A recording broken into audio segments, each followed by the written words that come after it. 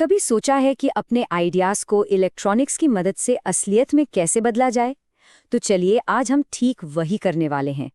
हम मिलकर एक लाइट को ब्लिंक कराएंगे, जो फिजिकल कंप्यूटिंग की दुनिया का हेलो वर्ल्ड माना जाता है। तो शुरू करें। क्या कभी मन में ख्याल आया है कि अपने खुद के गैजेट्स बनाए जाएं? अगर हाँ, तो आज वो दिन है जब हम इसकी शुरुआत करेंगे। और यकीन मानिए, ये उतना भी मुश्किल नहीं है जितना लगता है। और ये देखिए, आज का हमारा गोल बस इतना सा है। एक छोटी सी एलईडी लाइट जो एक आर्डुइनो बोर्ड से जुड़ी हुई है। दिखने में सिंपल है, पर हम मिलकर इसमें जान डालेंगे।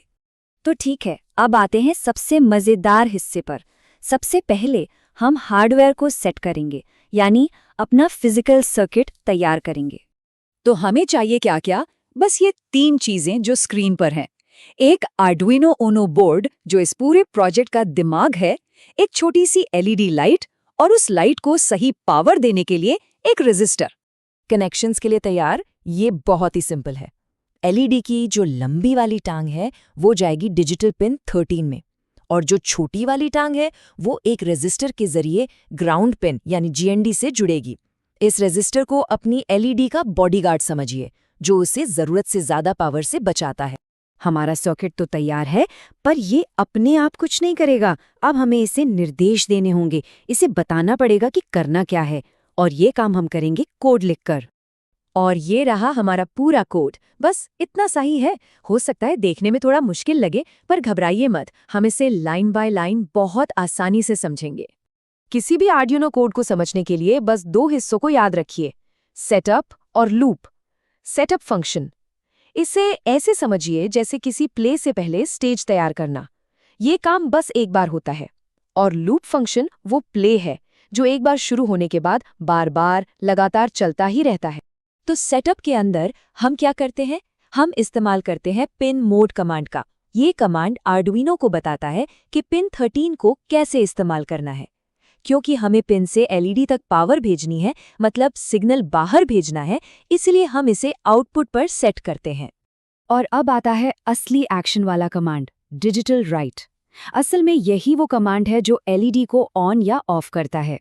ये उस पिन पर या तो वोल्टेज भेजता है या फिर उसे रोक देता है। तो ये हाई और लो क्या बलाएं हैं? बहुत सिंपल है।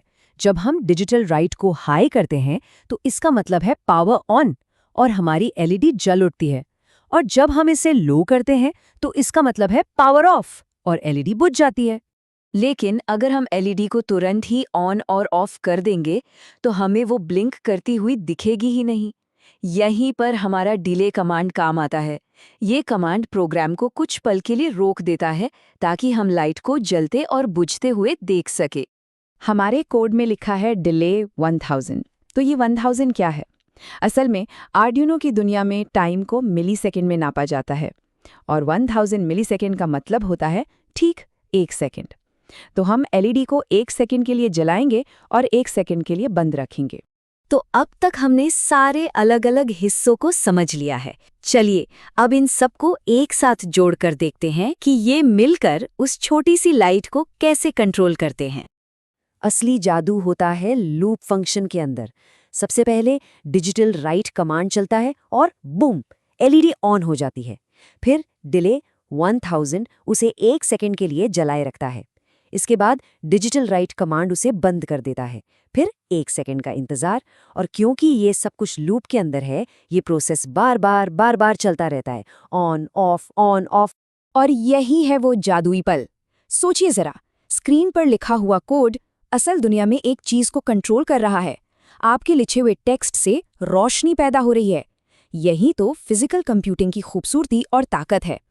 और बस हो गया, आपने अपना पहला सर्किट बना लिया और कोड के जरिए उसे जिंदा कर दिया।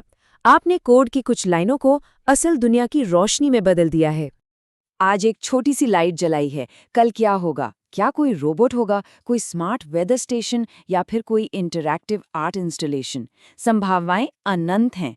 तो बस सोचते रहिए और बनाते रहिए।